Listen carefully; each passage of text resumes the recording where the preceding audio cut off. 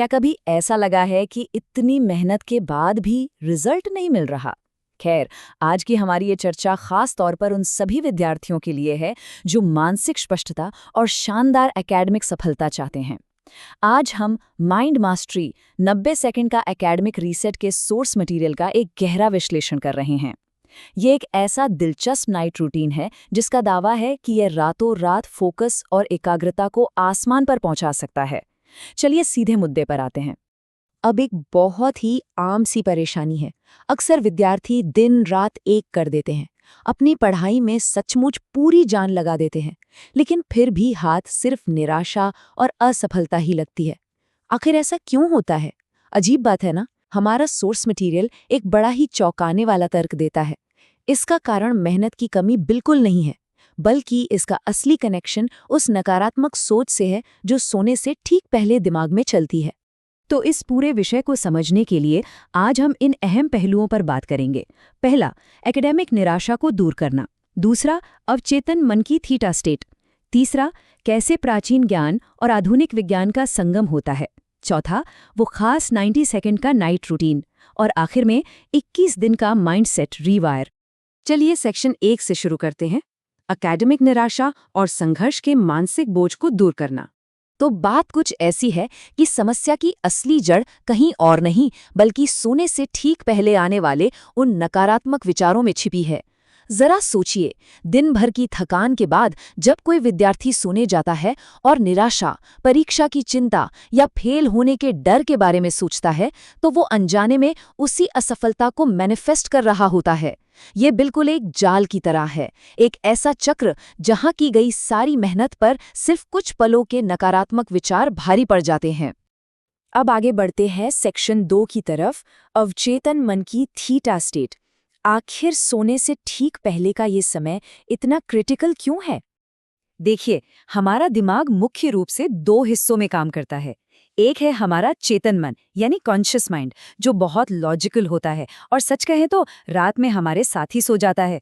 लेकिन असली मैजिक होता है दूसरे हिस्से में, हमारा अवचेतन मन या सबकॉन्शियस माइंड।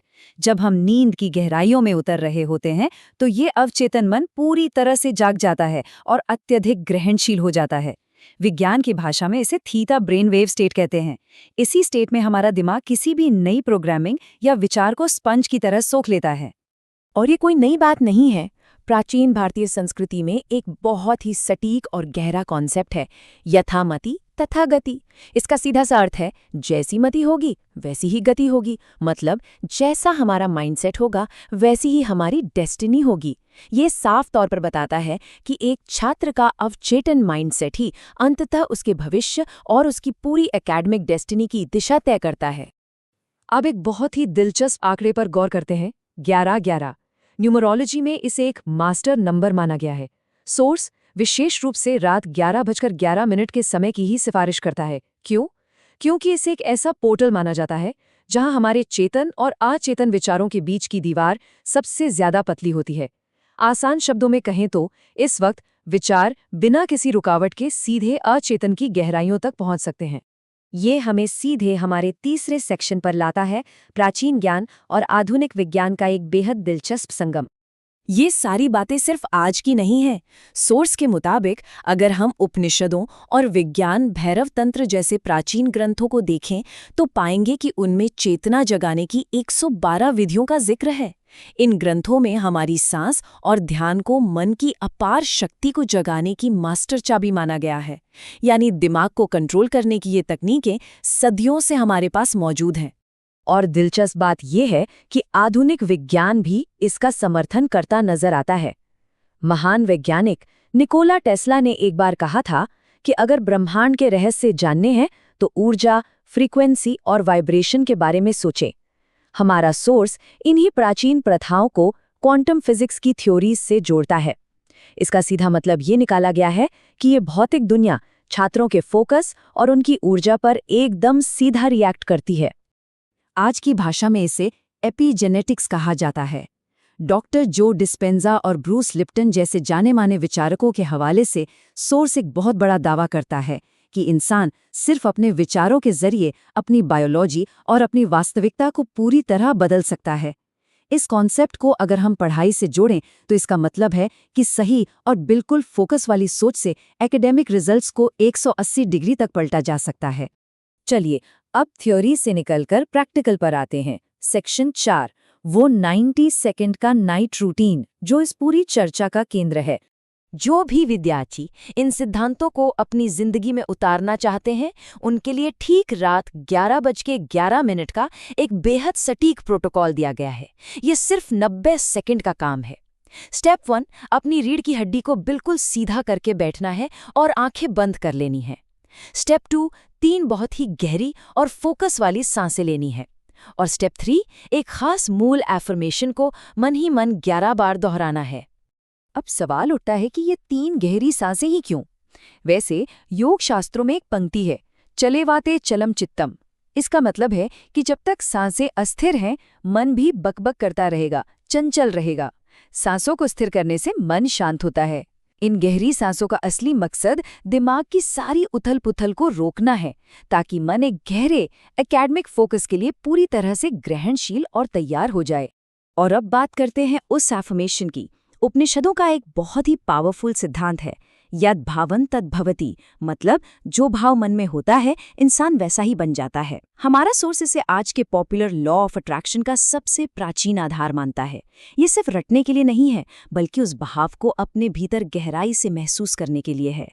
ध्यान रहे, इस एफर्मेशन को दोहराते समय सिर्फ किसी रोबोट की तरह शब्द नहीं बोलने हैं। सबसे जरूरी बात ये बताई गई है कि 11 बार इसे दोहराते हुए विद्यार्थियों को अपनी मनचाही एकेडमिक सफलता की पूरी तीव्रता के साथ कल्पना करनी है। चाहे वो कोई मुश्किल एग्जाम पास करना हो या शानदार मेंटल क्लैरिटी पाना, उसे ऐसे विजुअलाइज करना है जैसे वो सब इसी वक्त इसी पल सच हो चुका है। और अब हम आते हैं अपने आखिरी पड़ाव पर। सेक्शन 5, 21 दिन का माइंडसेट रीवायर।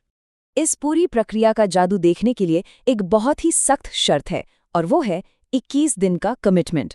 सोर्स इस बात पर बहुत ज्यादा जोर देता है कि इस 90 सेकंड के रूटीन का लगातार 21 दिनों तक पालन किया जाना चाहिए। और हाँ, इसमें कोई छुट्टी नहीं है, बिना एक भी रात मिस किए। तो अगर लगातार 21 दिनों तक ये रूटीन फॉलो किया जाए तो होता क्या है?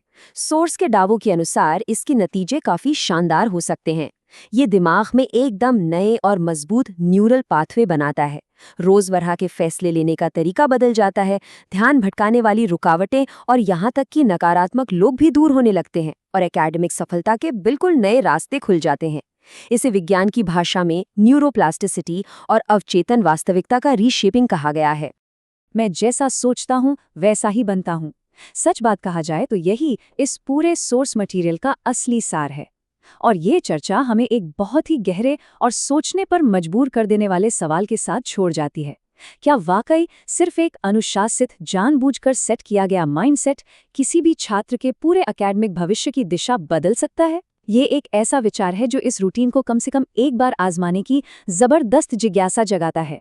हमारे आज के इस विश्लेषण में शामिल होने के लिए बहुत बहुत धन्यवाद।